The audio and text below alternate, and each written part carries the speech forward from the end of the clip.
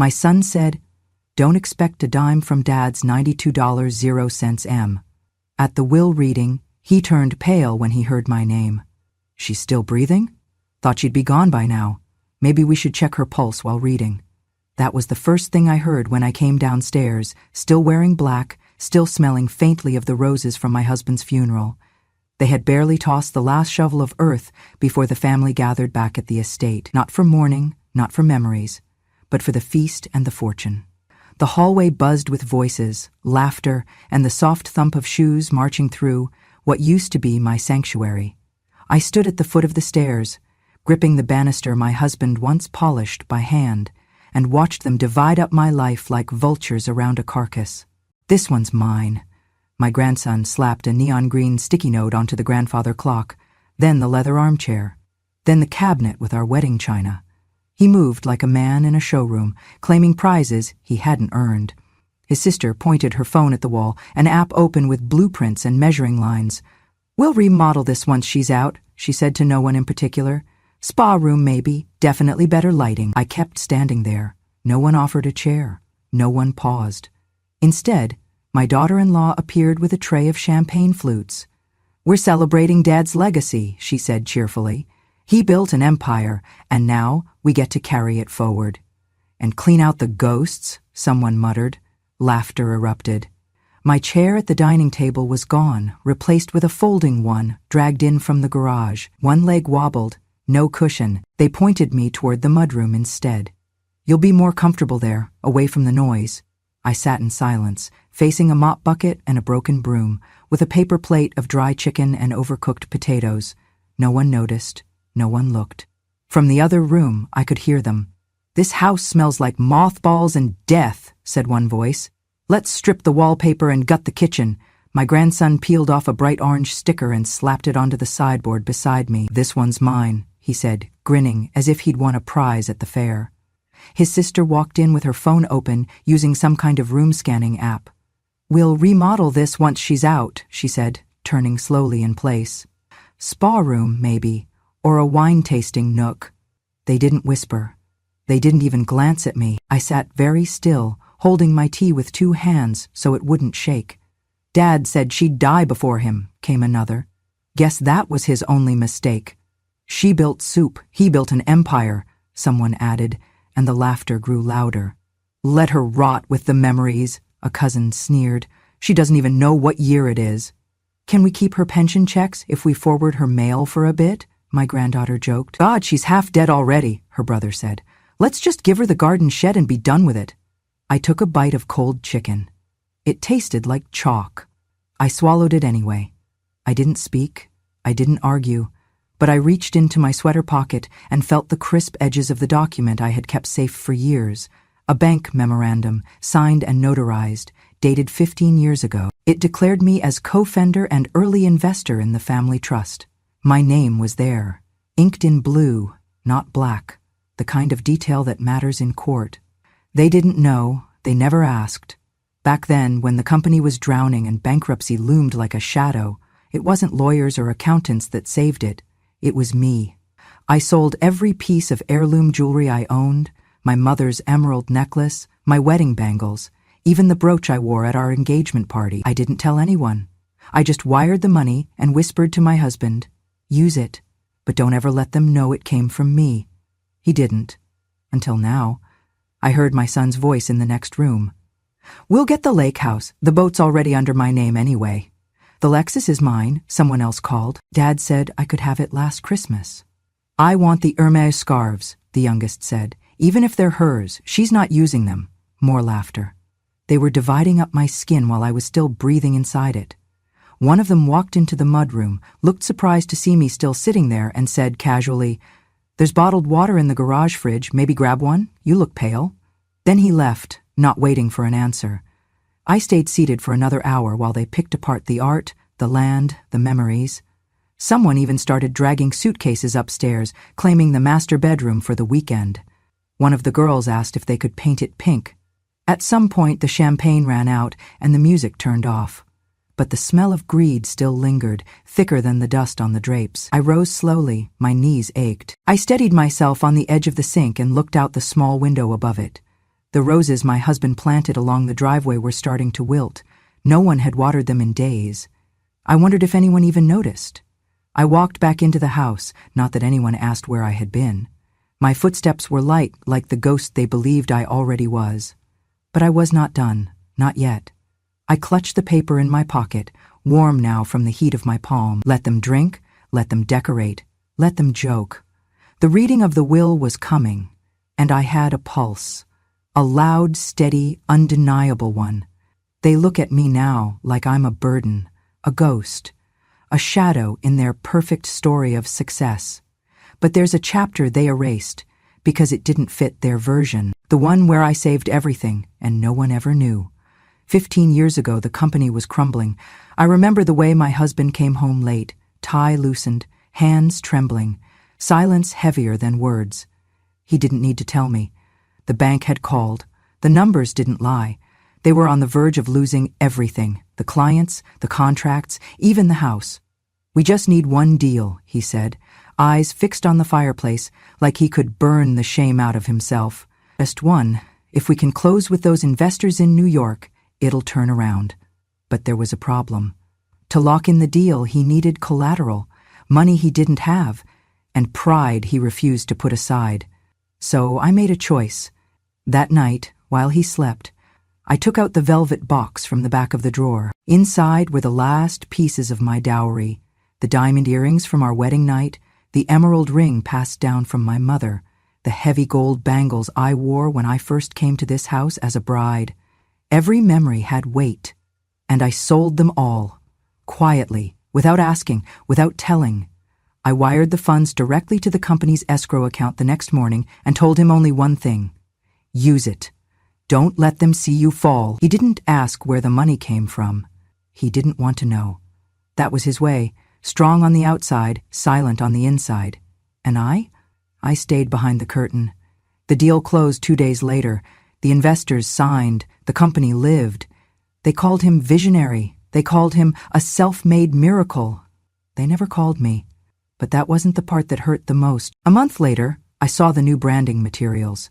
His face, bold on the front page, a slogan underneath, legacy built alone. I smiled when I saw it, bit my lip, said nothing. But I remember everything. Even the night I wrote the IPO pitch by hand. He was preparing for another investor meeting and didn't know where to begin.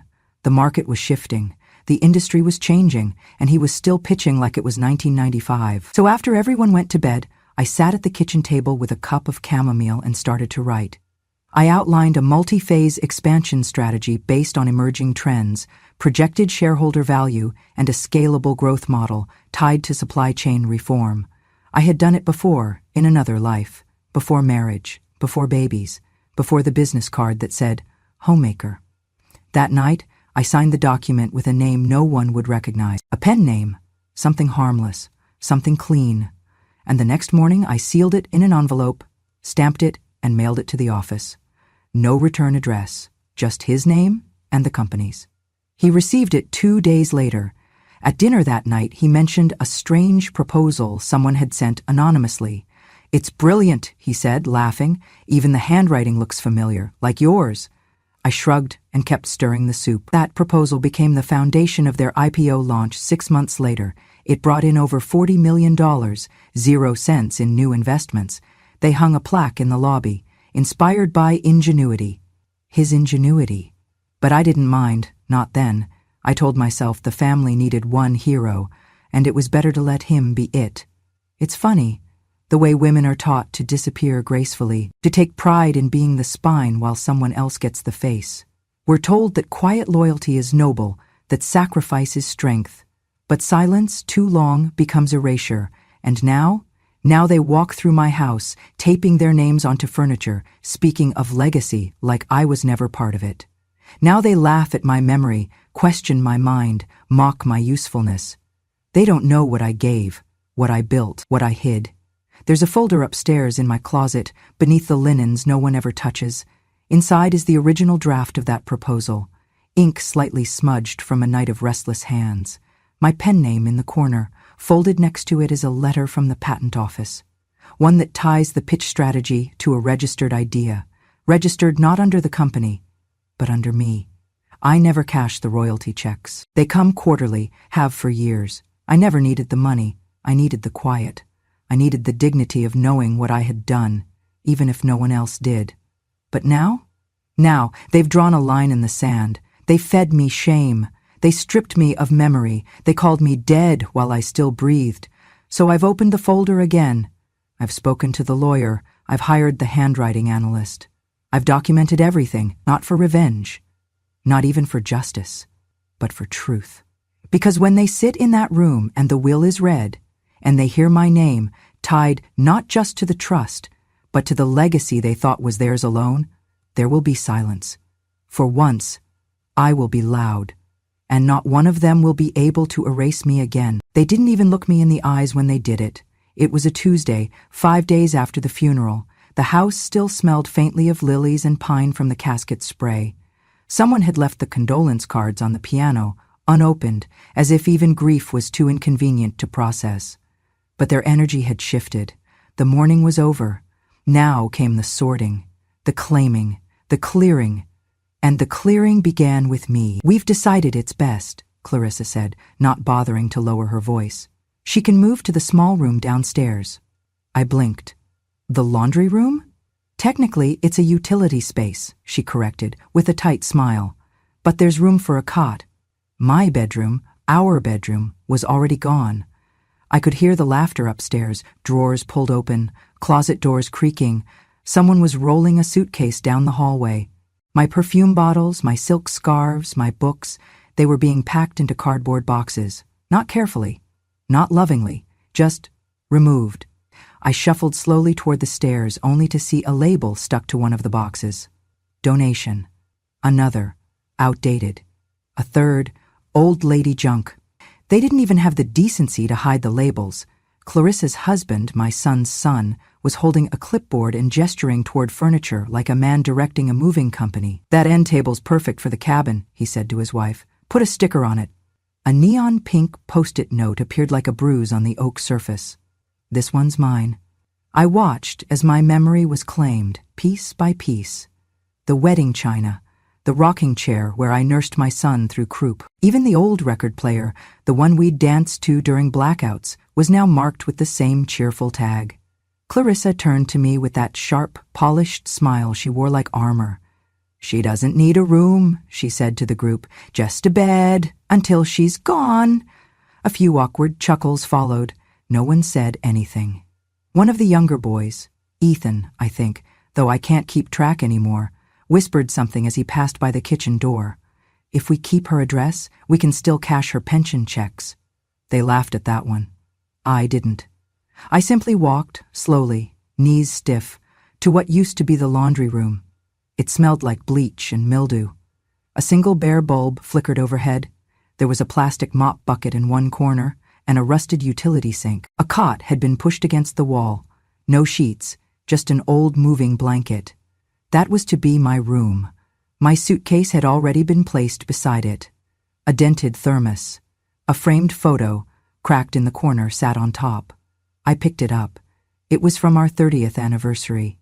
We were standing in front of the rose arbor, my husband's arm around me, my hand resting on his chest. Behind us, the house stood tall and proud. Back then it had felt like ours. But now? That same photo had been pulled off the hallway wall and stashed behind the refrigerator. I found it when I went to get some water. Face down, wedged between a broom and a box of expired granola bars. They didn't even want to look at it. Did they think I wouldn't notice, or did they think I'd forget? They forget that I remember everything. I remember the night my husband carved our initials into the porch rail. I remember the scent of cinnamon and vanilla on Christmas mornings. I remember holding my son as he wept over his college rejection, whispering, "You're still enough." I remember baking birthday cakes from scratch, driving to midnight rehearsals, hand-sewing curtains to make this house feel like a home. But now? Now, I'm just a placeholder, a logistical burden, something to step over on the way to an inheritance. Clarissa stopped by my cot later that evening with a folded towel and a plastic bottle of unscented shampoo. "These are for you," she said, setting them down like charity. We'll have dinner around 7. You can eat after we're done. I nodded. That's all I could do. That night, while they laughed over steaks and wine in the dining room, I sat on the cot, peeling open a tin of soup I'd hidden from the pantry. I had to use the end of a key to open it. No can opener had been left for me. They say I built soup. That's what they whispered earlier, when they thought I wasn't listening. Dad built an empire, one said. She built soup. As if nourishment wasn't a foundation, as if warmth and care and sacrifice meant nothing because it didn't show up in a stock portfolio. I built soup, yes, but I also built them. And now they are tearing me down with giggles and tape and tiny neon stickers. The cruelty is never loud. It's quiet, surgical, polite, but it cuts just the same. Later, when the house went still, I returned to the fridge and carefully pulled the anniversary photo back into my hands. I wiped the dust off the glass. I pressed it to my chest. This was once my home. I was once the heart of it. They may think they've erased me, but they've only reminded me of what I once gave and what I can still take back. And tomorrow? Tomorrow the lawyer calls, and I will answer with the voice they forgot I had. It started with a folder. Old, worn, leather-bound. I kept it beneath the loose floorboard in the laundry room, now my bedroom, behind a crate of mop heads no one ever touched. Inside were things they never thought to ask about, because they never asked about me. The morning after they measured my room for spa conversion, I took the folder and walked 2 blocks in the cold to the payphone outside the pharmacy. They'd cut off my cell service by mistake, but I hadn't forgotten the number. When Mr. Alden picked up, I simply said, "It's time." He didn't ask what I meant. He just said, "Come in tomorrow." Mr. Alden had been my husband's lawyer for decades, but what they didn't know is he had also been mine, long before the marriage became a performance, long before I faded into wallpaper and casseroles. The next day, in his office, I laid out the documents one by one. First, the joint trust certificate. My name was right there beside my husband's, not as a witness, not as a dependent, as co-founder, co-executor. Then, the investment agreement from the First Savings Bank of California, dated 15 years ago. It clearly showed the deposit, my dowry, my mother's heirloom necklace, and the gold bangles from my wedding chest. I sold them all quietly when my husband's company faced collapse. The money bought him the merger that saved his firm. I never asked for credit.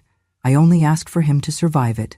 Last, I slid forward a bundle of handwritten pages, yellowed with time, corners curled. Each one bore a familiar slant of cursive. "It's the original proposal," I said softly. "The model for the IPO." Mr. Alden's eyes narrowed. "You wrote this?" I shook my head. I sent it. I sent it with a pseudonym. He submitted it under his name. I remembered that night clearly. My husband had been pacing the den, a glass of scotch untouched on the mantel. His board had rejected every draft he'd shown them. I sat up in bed after he'd gone to sleep, pulled out a pad of paper and wrote until dawn. By morning, my fingers were stained with ink. I never told him it was mine. I mailed it to our P.O. box with no return address. He presented it at the next board meeting as his own. They approved it unanimously. It made him $38 million. And I never said a word. Mr. Alden leaned closer. "May I?" He pulled out a file from his cabinet and removed a small envelope. Inside was another letter, typed, but signed L. Brightwood. The same pseudonym I'd used on the handwritten version. I watched as he compared the signature. "Do you still write like this?" he asked. I nodded. He called in a specialist that very afternoon, a handwriting analyst from Stanford. They spent 2 hours together, poring over loops and curves, pressure points and pauses. Later that week, the analyst sent a report. The letters were a match, 100% dot, and the original work contained intellectual property clauses. Copyright and authorship belonged to me. According to federal patent law, the idea, the framework for the IPO, was considered an invention. Because it had never been formally transferred and I could prove authorship, the royalty rights defaulted back to me, millions, possibly more, depending on the duration of profit. All mine. Mr. Alden looked at me across the polished wood of his desk and said, "You understand what this means?" I nodded. "I don't want the money," I said. Not all of it. What do you want? I folded the letter back into the folder and stood. I want my voice back. And for the first time in months, I allowed myself to smile. A small, knowing smile that began in my chest and curled its way to my lips. They buried me while I was still thinking. They assumed quiet meant useless, that love meant absence, that motherhood meant surrender. They thought I'd faded like the wallpaper, but I was simply watching and remembering. I had not forgotten who I was. I was the girl who read contracts by candlelight while her husband slept. The woman who taught herself investment law with a borrowed library card. The mother who made soup, yes, but also decisions. Smart ones. Now, as they tripped over each other to carve up a house I helped build, they had no idea the land beneath their feet bore my name, and the paper trail was already with the court. By the time they sat down at the will reading, it would all be ready. But first I would let them have their party, their games, their jokes, let them dance around the ashes, thinking I had already blown away with the wind, because they had forgotten me, and that was their last mistake. They made me sit at the end of the table, a folding chair, of course, because God forbid I ruin the aesthetic of their tailored wool suits and designer handbags with my old lady aura. The law office was modern, full of glass walls and leather trim. Cold in every way. Outside, it was raining. Inside, it might as well have been snowing. My son Joseph sat nearest to the front, legs crossed confidently, wedding ring polished. His wife whispered something in his ear. He chuckled, just loud enough for the room. "She'll be dead by next Christmas," he muttered, sipping from a complimentary espresso cup. "Don't expect a dime for her." My granddaughter was texting under the table. My grandson was practicing his signature on a legal pad.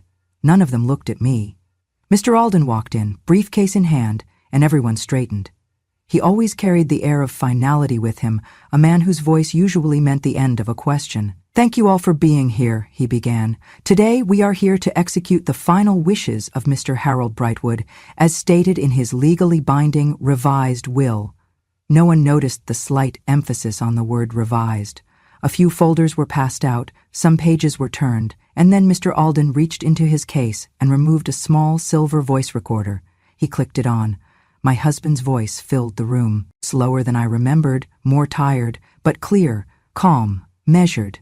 "If my son ever speaks ill of his mother," he said, "deduce $1 million per word." Silence. The breath left the room like a vacuum had been turned on. The voice continued, "You know how many he owes." There was a moment of stunned stillness, followed by the clack of a pen falling from Joseph's hand. "What the hell does that mean?" he asked, sitting forward. "That's not real. That's not in the—" Mr. Alden held up one hand and slid forward a printed transcript. The heading read, Exhibit A, Verified POTIU Transcript, Home Security System, Kitchen 3 days after funeral. He turned the page. 1. She's still breathing? 2. Thought she'd be gone by now. 3. Check her pulse at the will reading. 4. She built soup. He built an empire. He kept going. 58, 71, 84, total recorded statements deemed ill of his mother. 88, Mr. Alden concluded. That totals $88 million, 0 cents in deductions. However, some were rather colorful.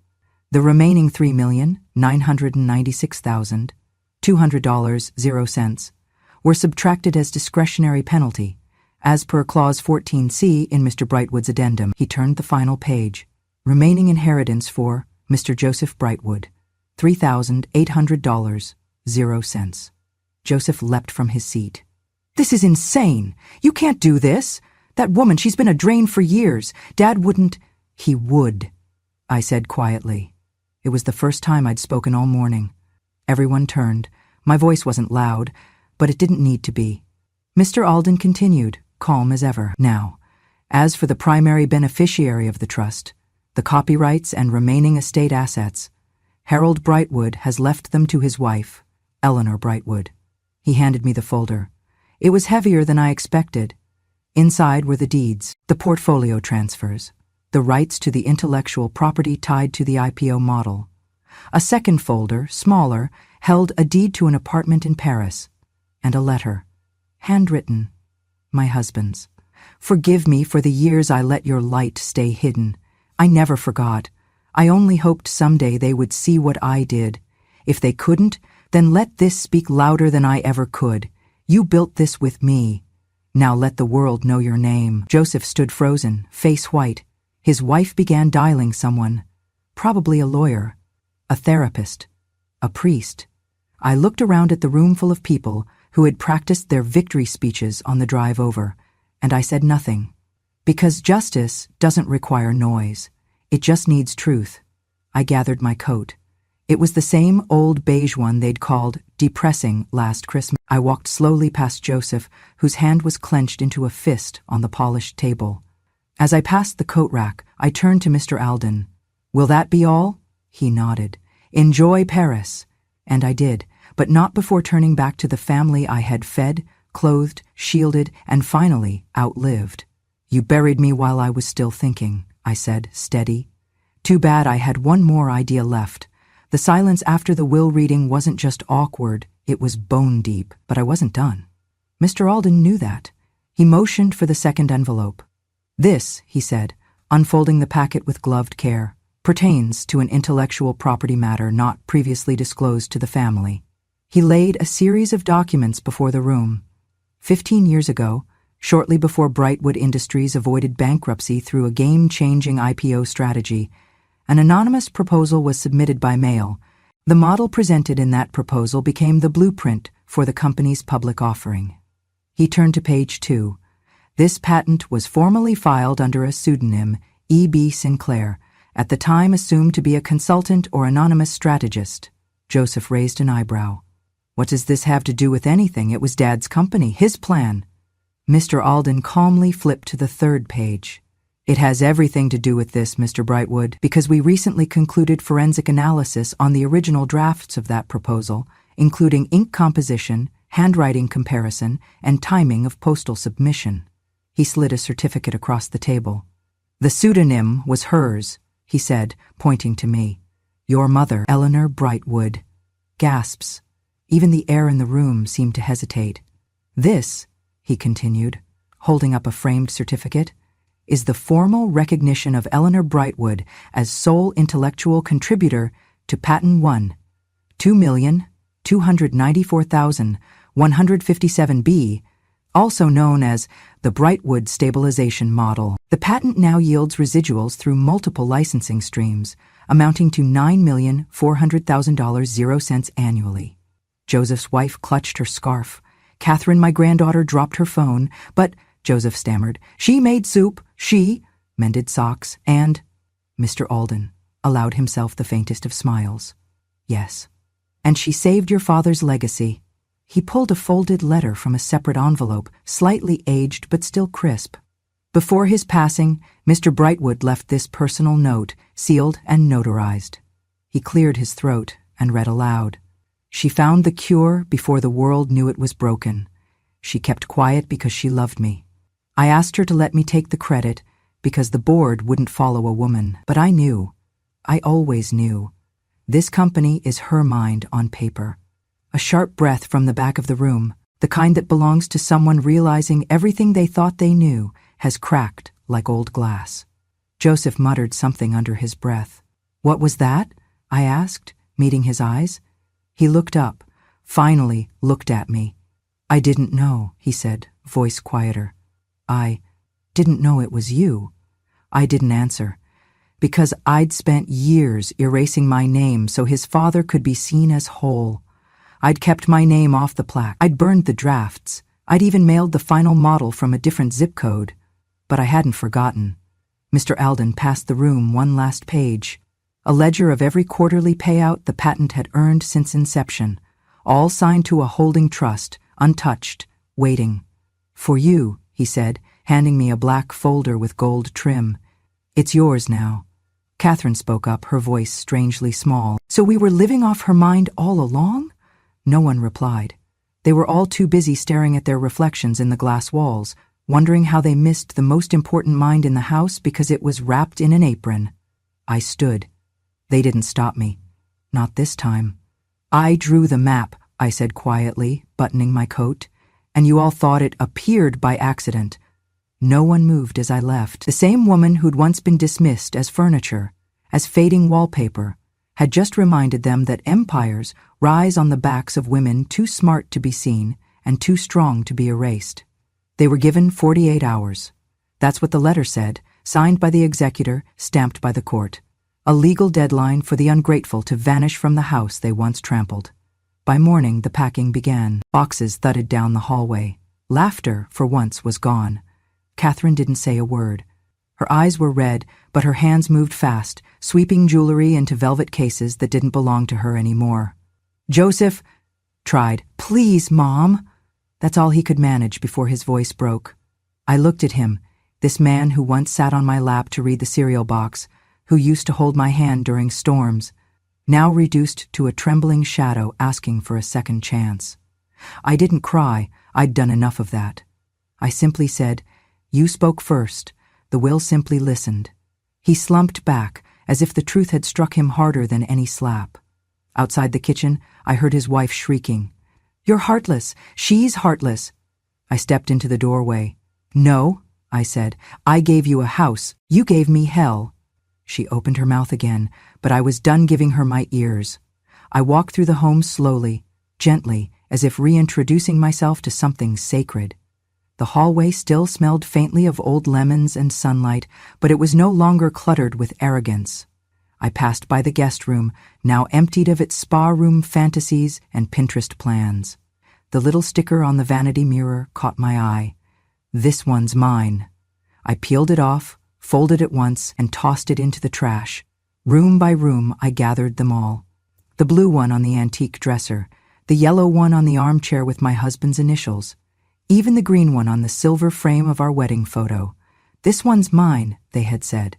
Not anymore. Not ever. Really.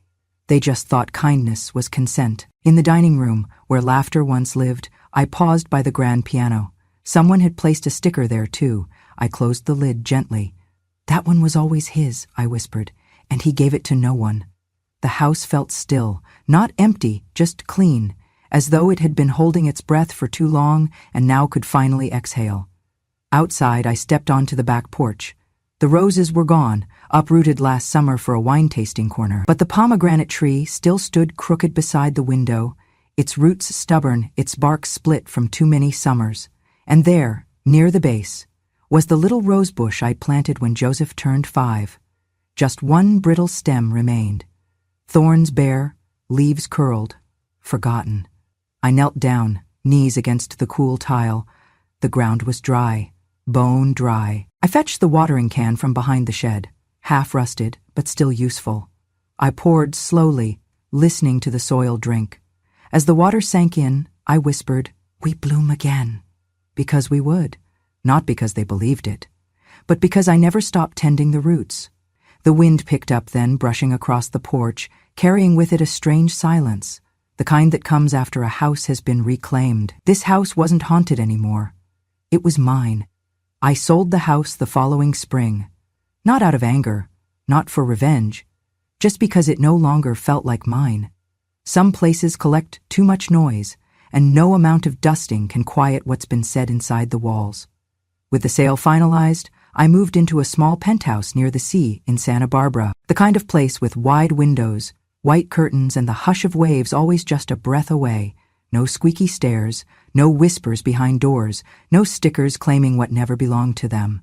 Just peace. And room for me to think, out loud this time. The royalties from the patent continued to arrive, steady and quiet, but I didn't need it, not all of it. So I started something new, a fund, a small foundation with a long name, Women Who Were Erased. It wasn't flashy. It didn't have a gala or a ribbon cutting. Just a bank account, a mission, and enough to offer scholarships, grants, and, above all, recognition to women who had built silently and been forgotten loudly. I knew what that felt like. I knew how much it hurt to whisper brilliance into someone else's spotlight, and I knew how good it felt to take that spotlight back. Outside my front door, I hung a wooden sign. It was hand-carved from the old oak tree my husband and I once planted together. I'd kept a piece when the storm split it years ago. The sign read, "This house was funded by a burden. Enjoy the silence." It made the mailman chuckle every time. Inside, I didn't keep much, just essentials, and a few memories. One of them, a faded drawing taped to the fridge, crayon on construction paper, drawn by my youngest grandson years before they taught him to roll his eyes at me. A stick figure of me in big glasses, standing next to a giant light bulb. In bright purple scribble it said, "To Grandma, you think better than Google." I'd nearly thrown it away once, back when they told me I was losing my mind, that my memory was slipping, that I should just sit, smile, and stay silent. But I didn't forget this drawing, and I never forgot how to think.